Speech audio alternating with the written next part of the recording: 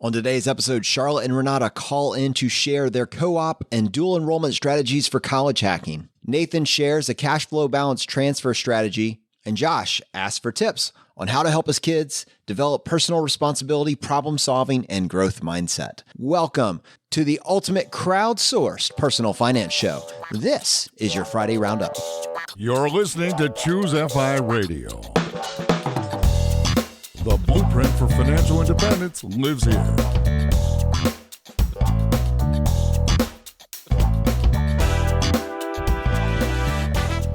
If you're looking to unlock the secrets to financial independence and early retirement, you're in the right place. Stay tuned and join a community of like-minded people who are getting off the hamster wheel and taking control of their lives in the pursuit of financial independence. Choose FI, your home for financial independence online.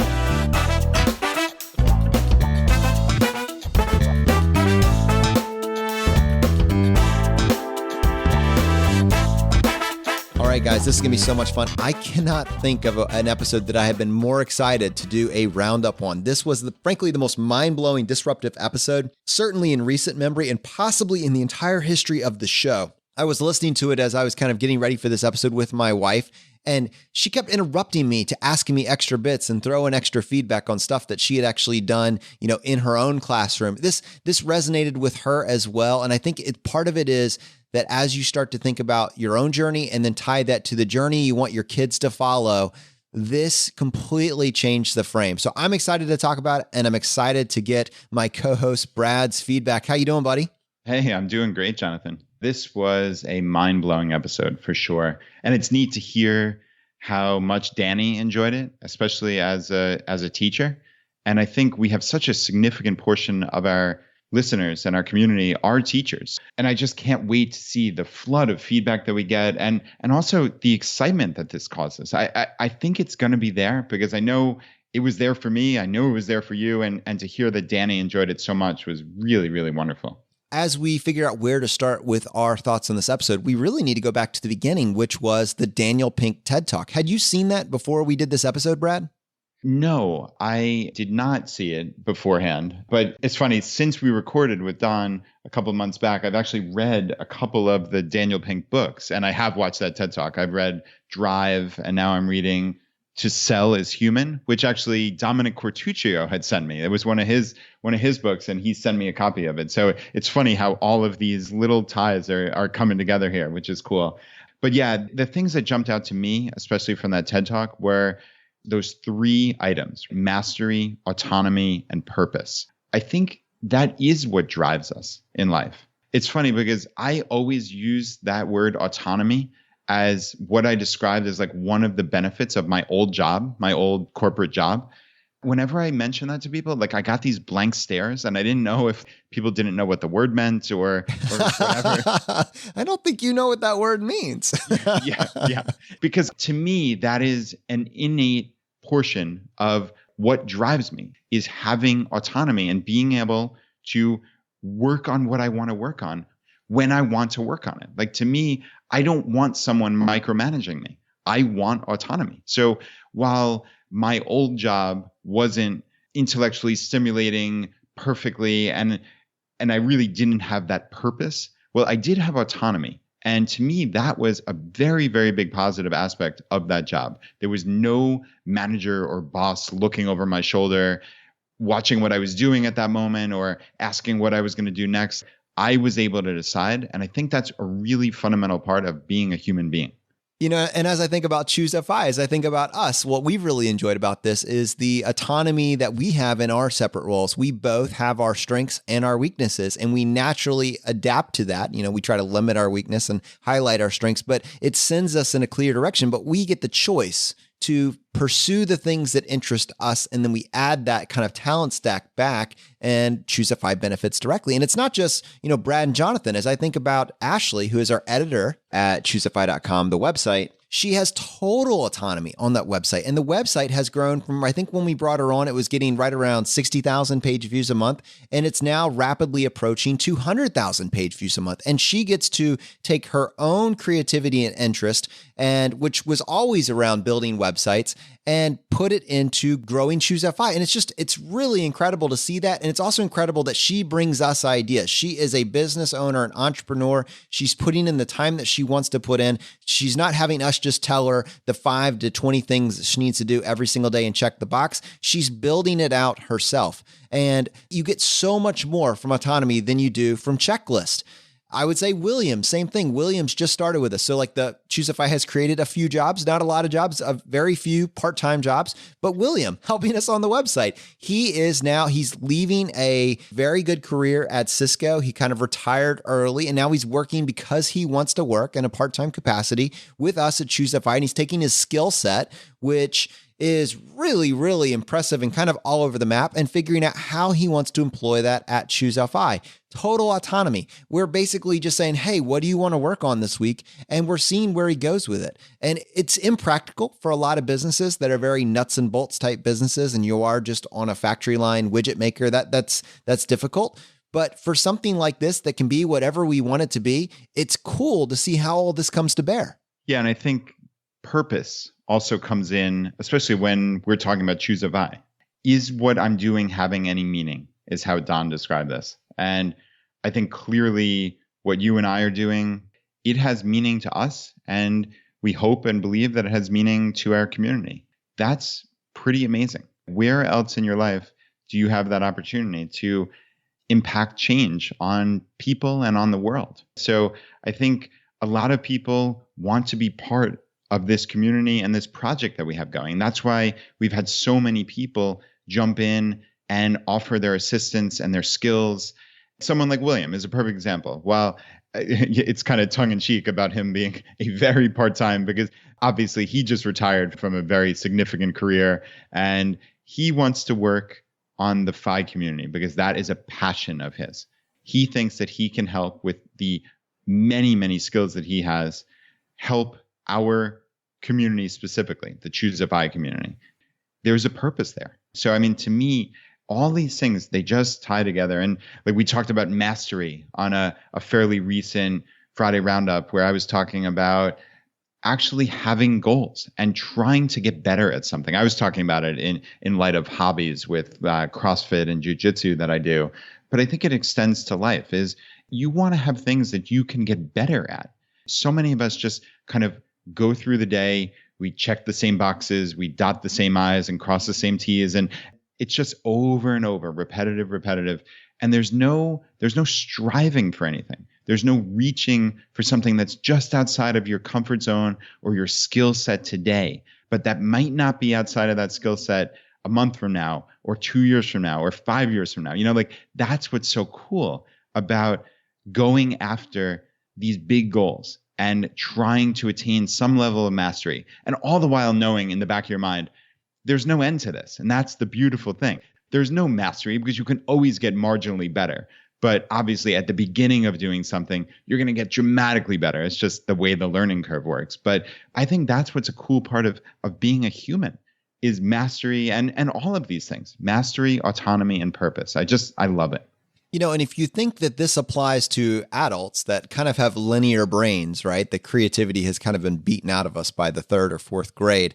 How powerful are these 3 pillars when you apply it to the child that has unlimited creativity? If you give them that autonomy, unleash that creativity, it can change the world. And what Don was talking about is systemically empowering kids to pursue their creative limits. And he now has proof of concept. This was an idea that was inspired from a Daniel Pink TED Talk, and now has changed the lives of hundreds of kids in his classroom and is rapidly spreading across the country in the form of these classes that he's offering. What I love is he says, we're doing this without knowing where this goes. We're on the frontier, basically, because, we have 200 years of doing things the way they were, in an educational and curriculum that has basically lasted since 1890. We've been doing just the same thing. And if you just kept your head down and you followed the rules and went to a good college, it was going to be fine. And we suspect that doesn't hold true anymore, or at least it doesn't hold true to the same degree now that it has over the last 200 years. I would say that speaks to both Brad and my heart, as we've highlighted all these different paths and the opportunity cost of college, the rising student loan debt, some of the jobs that have kind of just started to disappear. We just live in a different world, and we live in a world that rewards creators. And that is so in line with the FI message that it was important to slow down and highlight that, and not just talk about it in the context of giving this to a 22-year-old or a 35-year-old or a 55-year-old, but what would it look like to instill these ideas in a 6-year-old, an 8-year-old, and a 12-year-old?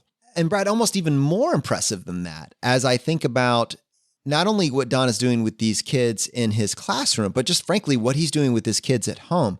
This really resonated with me because I remember almost several months ago when me and you were talking about, do you really still need to go to college? Is college still necessary? Your kind of response to me was, yeah, I don't think it's really necessary, but I'll just say based on society, the way it is now, there's like a 99.9% chance that my kids are going to go to college.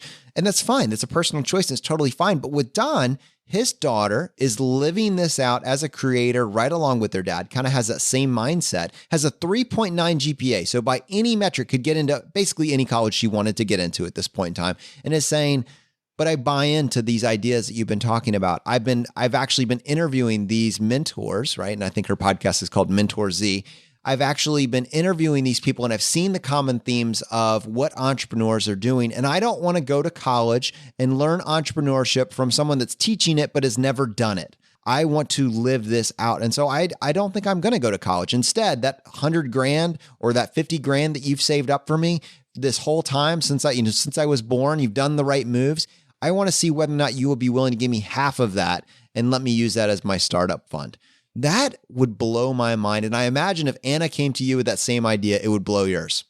Oh, it certainly would. And I'd jump on it in a heartbeat. My real wish is that right as of today is that they don't go to college and that they do something like that. But like I said on that prior episode, I think just the way that society is structured, I suspect they will have to go to college. But who knows? Maybe things will change in the next 8 to 11 years when the two of them are going. So yeah, we will see. But I loved how Ava came up with that proposal and then brought it to Don. What a neat thing to use half of it as a startup fund. I think that's absolutely brilliant, because what can you do with that money? I mean, think about how inexpensive it is to start a business these days, especially an online business, a podcast or a website. It costs nothing. It costs pennies. If you had tens of thousands of dollars potentially as a startup fund and you were smart and dedicated and motivated, what could you do with that money? I mean, it's remarkable. So Ava just sounds like just a very, very impressive individual. And I loved how she said, quote, Generation Z needs better mentors. And she asked her dad, why are people not looking to Tim Ferriss and Naveen Jain and people like that, but they're looking to these dopey Kardashians, right? Or other influencers on Twitter or whatever godforsaken place they're getting their information from. Why aren't they looking at people who are changing the world? She said, Generation Z needs better mentors. So what am I going to do? I'm going to start a podcast called Mentor Z. It's absolutely fantastic. She is the prototypical second generation FI kid. And I just love how her mind works. I had to Google Naveen Jain after she said that. I had no idea who that was. But now I'm very impressed. He's a business executive, entrepreneur, and the founder and former CEO of InfoSpace. So I'm all caught up. And now so are you. If you were thinking to yourself, I'm going to go Google that later. Now you don't have to. The other half of that is, and this is plain devil's advocate, I just saw Morgan Housel on Twitter saying that as a society, I think we need to acknowledge that Kylie Jenner is one of the most successful entrepreneurs of the modern era with $900 million in revenue as a 20-year-old. So little devil's advocate there. I think she does it all via lipstick and influencing makeup purchases on Instagram. She's got a business. She's clearly got a business sense. And Kris Jenner, the mom, despite maybe being a little bit opportunistic, certainly has a track record of success pushing kids down this influencer path. So I don't know, devil's advocate there. We should all aspire to that. Whereas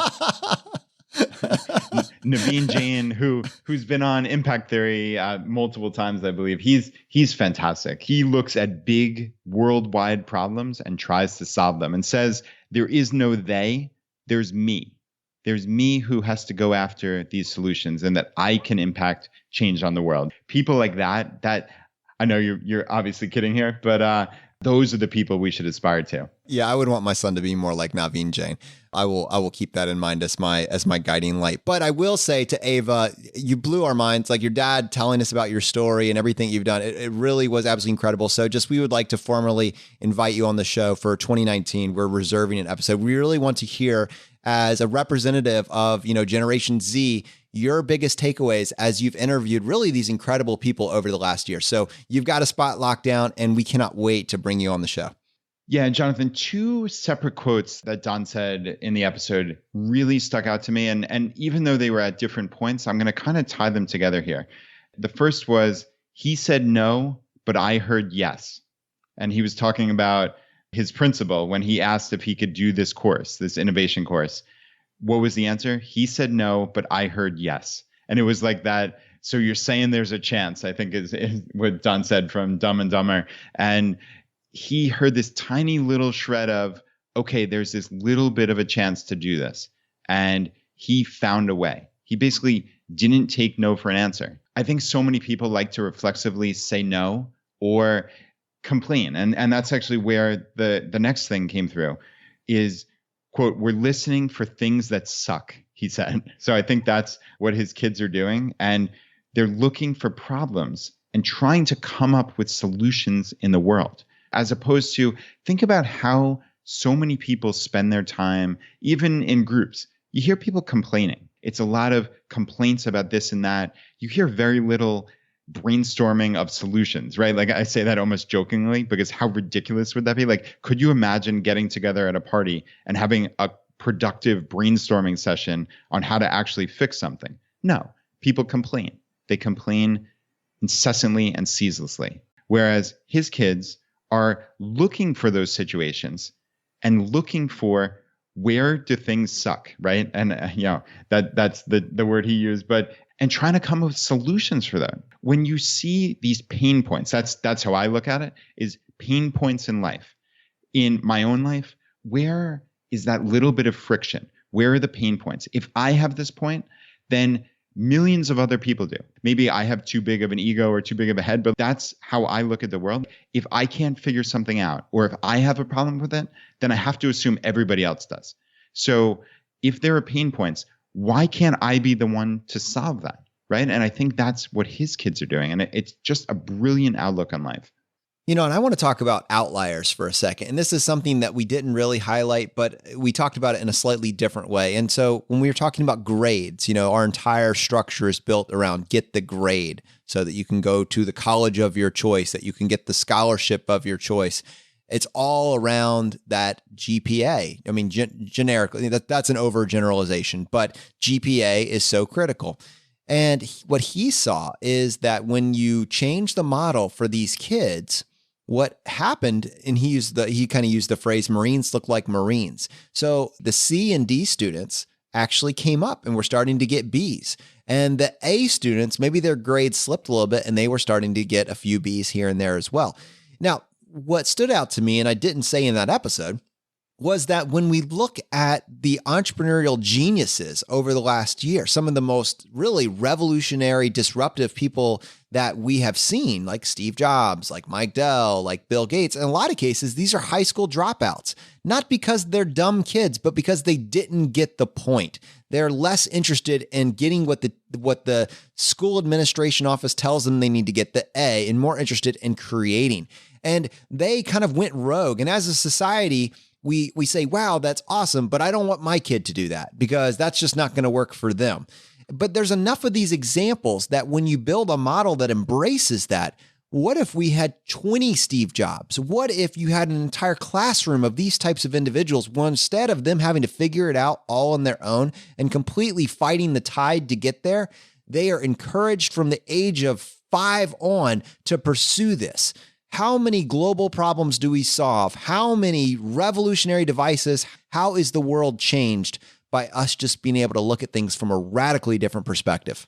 Yeah, when you're talking about these handful of people who have changed the world, if we had a much larger pool of people who, like you're saying, started this way of thinking from a very early age and it was encouraged, how many more could we have? You don't need that many people. That's the amazing thing. You don't need that many of these world-changing people to make a real significant impact. So yeah, just expanding the pool just generally is huge. And yeah, I thought that was interesting as well, with where the C&D students were the one who did the best in his course. And they wanted to do better. They had that why, right? They had a purpose for, okay, probably for many of these kids, they needed to do well to stay in this class or some such, or they just found a new excitement for school that they previously didn't have, and it rubbed off on these other courses, I suspect. Whereas the kids who were those sweet, subservient rule followers who previously, right, who did everything right and tried to get A's or A pluses on every single thing, well, now they had this purpose and saw maybe the futility in some of that normal rule following, and went after this innovation class and spent much more time on that because they realized, hey, this is what lights me up, not that boring rule following that I've always done before. So I think it's interesting when you actually think about it. It's not terribly surprising, but interesting nonetheless. And I guess that's something that Don has to grapple with, right? Also is, like he was saying, some parents don't want their kids in his class because of that drop in this dopey getting straight A's or whatever it may be. And clearly to me, that's silly and short-sighted thinking, but sadly, I understand where they're coming from, at least societally. And my final takeaway, and frankly, this is the part that just lit me up, is that it was actually from Gary Vee. So he had Gary Vee on a show. He's talking to Gary Vee, and he's asking Gary Vee, one of the things I'm running into is, should I focus on the family or should I focus on the system? Gary Vee says to him, you can't change the system. Now, that can be a limiting belief, but don't worry about the system. Change the family, right? Focus on lighting your kids up at home, and you can have such a profound influence on their life and frankly, the choices that they make. And I think that's something that really holds significant appeal to me as I think about what would it be like to help my son grapple with, should I be a creator or should I be a consumer? And Don made this great point. Not everybody is born to be an entrepreneur, and that's fine. But we should all think like entrepreneurs because there's so much value there. And we can take all of these ideas and you can implement them overnight. What would it be like to start investing in yourself, thinking about what it looks like to follow your passions, to be more creative, to think about what autonomy, mastery, and purpose look like in your life? And what would it be like to help your kids come to that same realization? It's incredibly exciting to view this as a journey where we all get a little bit better every single day. All right, I think now it's time. Let's go ahead and crowdsource the remainder of the show. And Brad, I wanted to start. We got a message from Josh on the Facebook group, and he said, what are some ways that you're helping your children learn personal responsibility, problem solving, confidence, integrity, and other important traits? This was a fantastic question. It's one that we've touched on, but I think it's so perfectly timed as it's so closely related to the Don Wettrick episode, education through innovation, right? And we actually got a lot of responses on the Facebook group, which I'm going to go and read a couple of them now. Vanessa said, my 10-year-old just started mowing our neighbor's lawn. Dad helps this year because he's learning, but it's been a great experience. He left a thank you for your business note after the first mow. Last week, he hit their car with the mower, a little bit of a setback, and had to go to the door with an apology note and ask what he needed to do to fix it and make them happy. Hard work, hard lessons, such great growth. That's incredible. She also said his twin brother, is setting up a car wash business and ordered a foam gun, lost the pieces, contacted the company. They sent him a new one along with a t-shirt and more soap. He hasn't even started, but he's experiencing humility, great customer service, and vendor relationships. And she said she was inspired by this book called The Gift of Failure: How Parents Learn to Let Go So Their Children Can Succeed. That's incredible, Brad. Wow, that is incredible. That's a book I need to grab from the library. That sounds amazing. And yeah, I mean, allowing your kids to fail is so important, but it's so difficult. And Jonathan, I know your son is obviously too young at this point, but you're going to experience this quite soon. Is you want the quote unquote best for your kids. And I think the natural bias is for everything to go beautifully and absolutely wonderfully and have them never experience any difficulty or issues. But that's just wrong. That's flat out wrong. There are failures in life and there are difficulties. And part of being a success in life is trying to determine how to overcome these things. And what do you do when a crisis hits? Do you freak out? Do you run under the covers and cry? Or do you come up with a solution? Are you innovative? This is what we talked about with Don.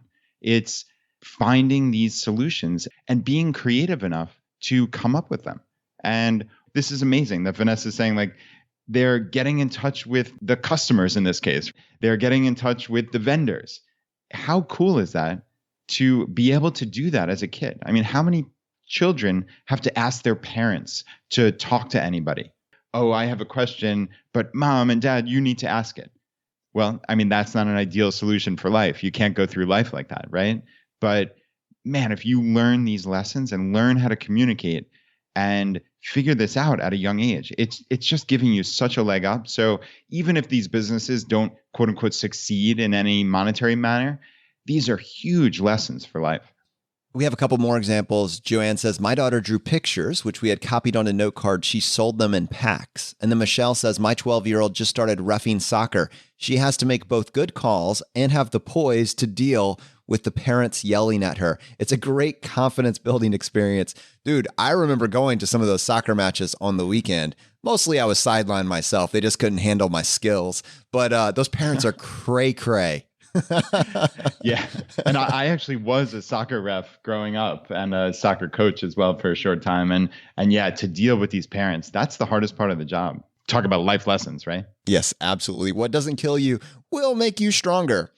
And yeah, Jonathan, just in this whole line of conversation, it reminds me of something that I don't think I've mentioned on the podcast before that Anna has done recently, which is kind of this skill building. So she has learned to use Microsoft Excel, or really Google Sheets, I guess, is where she's using it. And she loves, as I've discussed ad nauseum, she loves swimming. She's huge into swimming, and also the actual numbers of it, as you probably would not be surprised to learn. But she like follows all the other top swimmers in the Richmond metro area and looks at their times and just gets a sense of all this stuff. And it wound up that since I'm on the board of the swim team, the president asked me to run this report essentially and kind of mine through some data on team enrollment and et cetera, et cetera. And what I did was I outsourced it to Anna because I knew she would love it, like absolutely love it. She wound up creating this great report. I helped her a little bit, of course, at the margins, just with some formulas and some formatting, but I taught her how to do it. And that was the important part. And then I sent it back to the woman who's the president of the club and told her that Anna did it. And it was really neat because at the board meeting, this woman, Tara, wrote data analyst, Anna Barrett. And it was like the coolest thing. No way. Data analyst. Right. But I mean, you talk about identity, right? We've talked about this on the podcast before. Anna saw that. I brought it back to her, of course. And you should have seen her eyes light up when she saw that this report that she put together was presented to the 10 people in charge of the swim team. And it said, data analyst, Anna Barrett. And that was just so awesome. And yeah, then her swim coach, we had talked about how Anna looked into all these swim times and such. And her swim coach actually said she could be involved in helping with the meet preparation and deciding which kids are in which events and whatnot, because it's very data focused. So it was all like part and parcel of Anna learning how to do this and me putting her in front of this swim board ultimately. And it was really, really cool. I'm not sure I'm explaining this properly, but she loved it. And just to see her eyes light up was just a really special moment for me. Well, normally we don't very often kind of tease what episode is coming the next week on Monday. It's kind of, hey, here it is. But in the context of these kids that we've just highlighted, all the amazing stuff that they're actually doing, I want to go ahead and preface this by saying these are amazing examples of what have you built. Every single kid that we just mentioned over the last several minutes has done something that is truly incredible. I mean, both of us are like, wow. And I think the audience listening to this is saying, okay, I want to see what we can do to have my child emulate some of these behaviors, some of these characteristics. But what have you built in the economy and the world that we're living right now, 2018 and beyond? This is going to be the most powerful indicator of where you are headed and what you will be able to accomplish. More and more, both colleges and employers are going to be looking at this single metric. And as we go into this episode on Monday, and I'm just going to go and tell you, we have Jay from Millennial Boss and Fire Drill Podcast coming on the show. She is going to show you exactly where this goes and how powerful of a lever What Have You Built actually is. So just kind of keep that in mind as you listen to the Monday episode coming up this week. All right, this next voicemail that we got is from Nathan, and he's calling in to break down the strategy of cash flow balance transfer. Hi, Brad and Jonathan. This is Nathan. I'm a fairly long time member of the community, and I can often be found demonstrating the math on why traditional accounts are nearly always better than Roth, or getting and giving tips on credit card rewards. A little while back, you took a voicemail on the topic of credit card balance transfers, and I've seen the topic come up a few times in posts in the Facebook group. The focus is usually on balance transfer cards, along with the usual warning to check the fees before making a balance transfer. I think one thing that's overlooked is that you do not need a balance transfer card or a balance transfer offer in order to transfer your credit card balances from one or several cards to another. All you need is a significant amount of chargeable expenses each month and a card with a 0% introductory offer on spending. By chargeable expenses, I mean expenses that can be paid with no or minimal fees using a credit card. I call this a cash flow balance transfer. Before we get into this, I think I need to note that, especially for someone who has gotten into more credit card debt than they can pay in 1 month, that person should absolutely be slashing expenses, chargeable or otherwise. However, even after doing that, it's still quite possible to have $1,000 of necessary chargeable expenses, such as groceries, household items, cell phone and internet bills, etc., or a couple thousand for a family. These chargeable expenses are the fuel for the cash flow balance transfer. For example, take a person who has $1,000 a month of chargeable expenses and a $3,000 balance he wants to transfer. Instead of getting a 0% balance transfer card, usually with a 3 to 4% balance transfer fee, he'll get any card that has a 0% introductory period on spending. Then, when he gets paid each month, he'll pay at least $1,000 toward the balance on the old credit card, put the $1,000 of chargeable expenses on the new card at 0%, and pay only the minimum payment on the new card. Within about 3 months, he'll have paid off the old card and have a balance of around $3,000 on the new card at 0% for however long the promo period lasts. This approach is not a slam dunk or silver bullet. It's an alternative that should be carefully weighed against the balance transfer card option. If the interest rate on your current card is high, and it will take many months to cash flow transfer the balance, then the balance transfer card will save you money. The balance transfer fee will be less than the interest you would pay over the cash flow balance transfer period. However, if your current card has a low interest rate, or you can execute the full cash flow transfer in just a few months, then this approach can save money. One particular case where your current card would have a low interest rate is if you are already using a balance transfer card that is nearing the end of its promotional rate.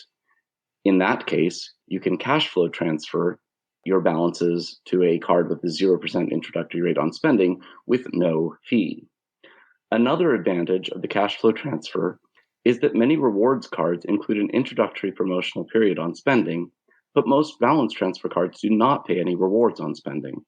So with the cash flow balance transfer, you can get a card you might actually want to keep, and the rewards earned during the transfer will help partially offset the interest accruing on the old card as it gets paid down.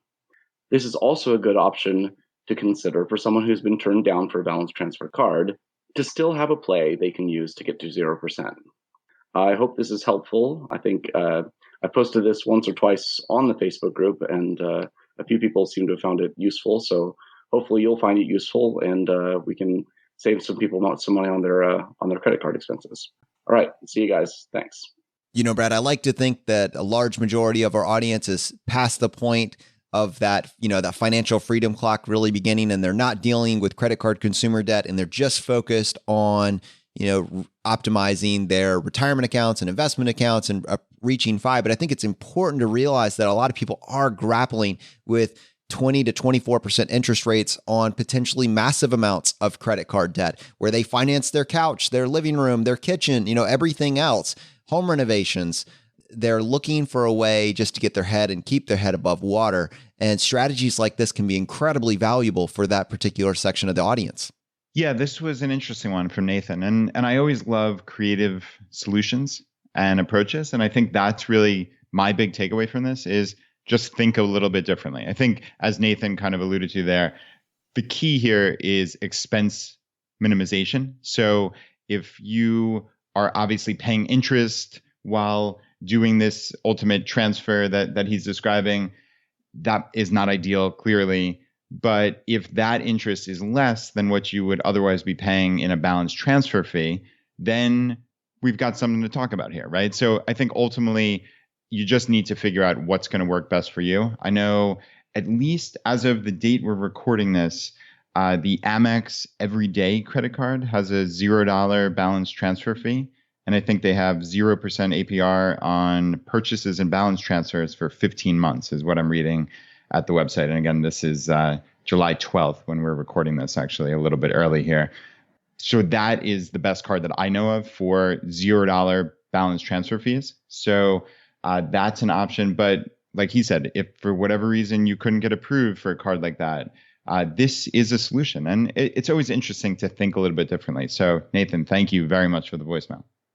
And the next voicemail I got is from Renata, who calls in to discuss what dual enrollment towards college credit in Arizona and the benefits of this college hack has had on her daughter's educational path. Hi, guys. My name is Renata. I'm calling from Gilbert, Arizona. Just listening to your latest podcast. Just found you guys recently and thoroughly enjoying what you are providing. Wanted to touch base with you on some things that Cody said regarding college. Here in Arizona, we have what's called dual enrollment, and most of the high schools, private and public high schools, offer that as an option.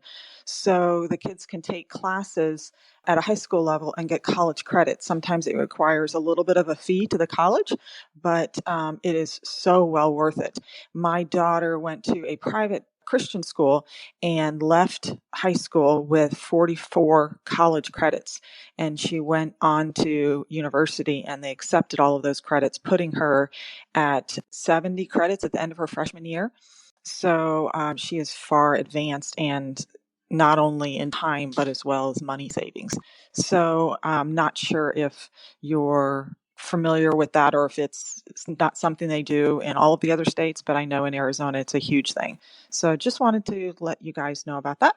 Thanks again for all you do. Really enjoy your podcast. Have a great day.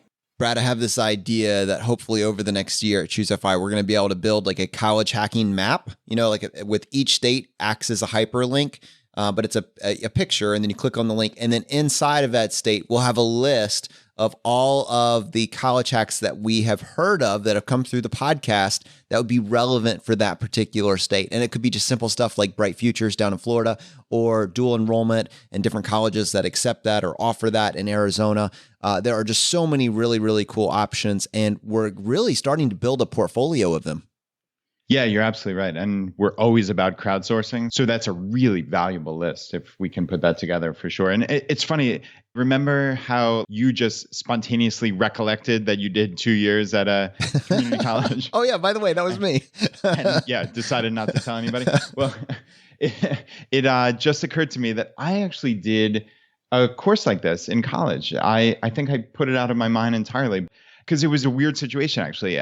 AP English at my high school was the toughest class to get into in all of the entire high school. And I actually did not make it in, which I think I was very ticked off about, honestly. Maybe that's why I didn't remember this. But the next advanced course was dual enrollment course, I guess is what you'd call it, through Syracuse University. And it was this great English course. And I wound up actually, ironically, getting more college credits for taking that course than I would have if I had gotten a 4 on the AP exam. So it actually worked out like remarkably well. And yeah, it was something similar to what Renata's saying. I had to pay like a nominal fee to the university. I forgot, it was like maybe $100 or something tiny like that.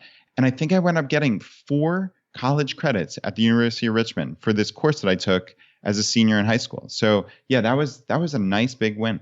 Have you ever thought about so dual enrollment versus AP credits, like pros and cons, benefit? Like it sounds like, at least in your case, that dual enrollment is a better strategy than the AP. When would the AP win out? Yeah, Jonathan, that's a great question. And I hope that someone from the audience who has more knowledge than I do might leave a voicemail on this, but I'll give you my thoughts, at least based on when I went through this. So AP, it didn't give more of a GPA boost because actually both of those courses that I had the option to take were weighted courses. So that, like Don Wettrick had described about the one student who was going for valedictorian and his mom didn't want him to take the course because it wasn't weighted. You get this extra little GPA boost just by taking that course.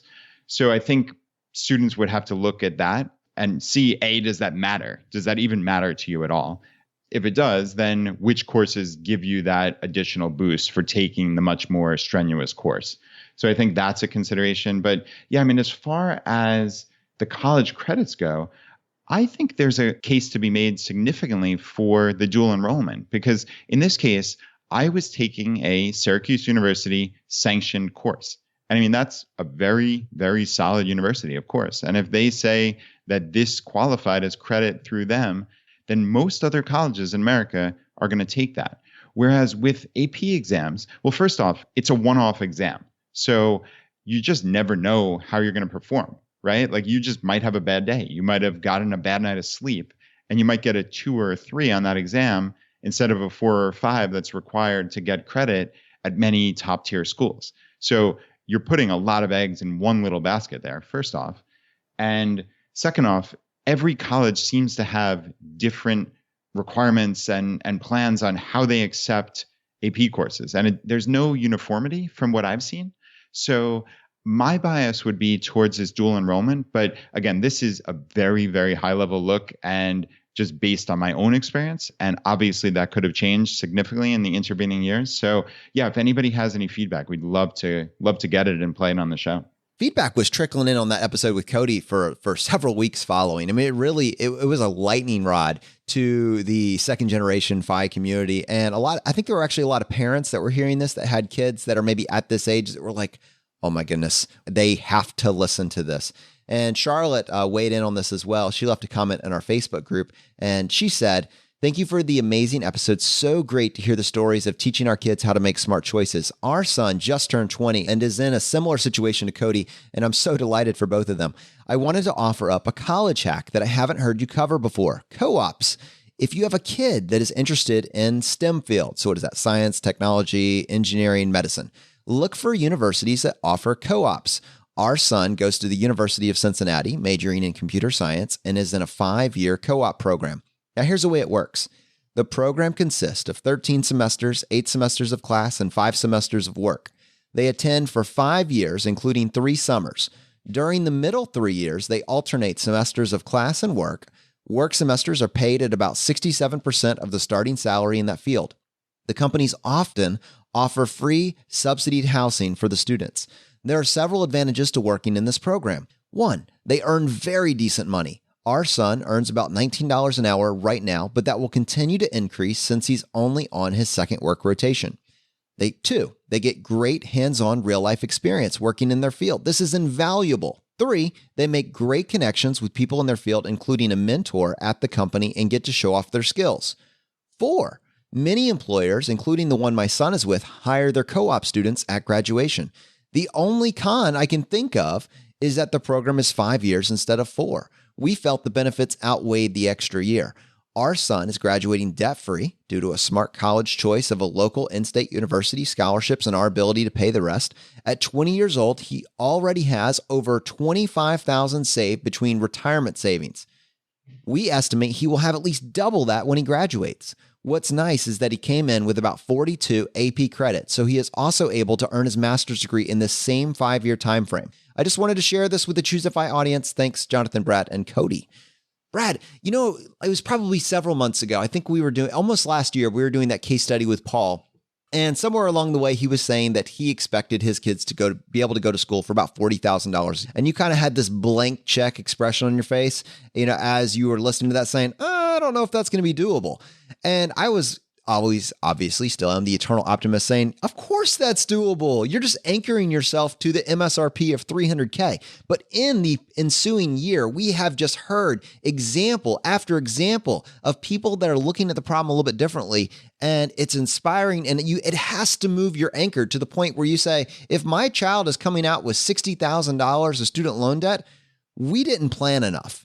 Yeah, you're absolutely right. And it's funny, I need to go back and listen to that because it sounds like a different human that would have said that. Like, it's hard to imagine myself today ever thinking that, not less saying it out loud on a podcast to many, many people. So yeah, I do need to go back and hear that just to see how much I've grown in the last year. And I think that's huge. But it speaks to the information that our community has brought to us and to everyone, right? There are ways to do this. And it's also, like you said, it's about reframing. So when I talk to my kids, I don't talk to them about going to Harvard and Stanford and MIT. I talk to them about how can you get a full scholarship to a great college? And how can you get these little scholarships that we're now talking about? Cody is talking about these scholarships, and I actually brought one up to my daughter, Anna, about her swimming club. And this is the Greater Richmond Swim Association, basically. Like, they have one of these little scholarships. She's going to be a perfect candidate. I mean, this kid's entire life is this swim club. So that's something she's going to apply for in 8 years, basically. But we've already planted the seeds on that. So I personally owe a huge debt of gratitude to our entire community for basically reframing this for me. It's amazing. Brad, coming back to this episode with Don, this really inspired me to leverage our community. We have this educators group as one of our Facebook groups. It's a private group, but we have school administrators, principals, teachers from all over the country that are looking to have an impact on their school systems. Frankly, they're open to it. They're willing to do it. And frankly, it's one of those things where it's hard to have this impact in a vacuum where it's just you on the system. It helps to have some sort of support structure. We are actively looking to aggregate the teachers in our audience that are interested in being a part of this process. We're starting to come together and build a FI curriculum and figure out what it would look like to teach kind of this mindset to kids at a younger age. We would love for you to be a part of that. If you are in the school system and you're interested in this topic or idea, the group is actually listed on our local page at the top, choosefi.com/local. It's our educator group, and we would love for you to join us there and continue the conversation. My wife, Danny, was a teacher in 3rd grade and was actually teaching this kind of economics type platform to kids in school there. And she's going to be helping us spearhead that, hopefully really putting something together, and over the next year or so, maybe have a package that we can actually present that you could take to somebody in your school if you'd like to see this piloted there. So thank you so much for joining us on this journey, and wouldn't it be cool to really see this idea spread into the classroom? All right, well, unfortunately, that is going to bring this episode to a close. Now, as you know, we like to finish every episode by doing a drawing for a copy of a book that we have found useful. And there's 3 books that we offer. The first book is J.L. Collins' book, The Simple Path to Wealth. The second book is Dominic Cortuccio's book, Design Your Future. And the third book is Vincent Puglisi's book, Freelance to Freedom. If you want to enter the drawing, all you need to do is just go to choosefi.com/iTunes, follow the instructions there, and leave us a short written review, and then send us an email to feedback@choosefi.com, letting us know that you left a review and what screen name you left it under. We give away 1 book for every 5 written reviews that we get, and then we announce the winner on the Friday roundup. And Brad, how many winners do we have today? All right, Jonathan, we have 1 winner. And the winner is Paul. And Paul says, an important podcast. Okay, these guys lack the polish and presence of a Joe Rogan or a Tim Ferriss, but these guys are talking about topics that are able to transform lives and perhaps the whole country. I do whatever I can to get more people to tune in. Great show. Thank you so much, Paul, for the feedback. Working on the polish, but I appreciate the impact. All right, my friends, the fire is spreading. We'll see you next time as we continue to go down the road less traveled. You've been listening to Choose FI Radio Podcast, where we help middle-class America build wealth, one life hack at a time.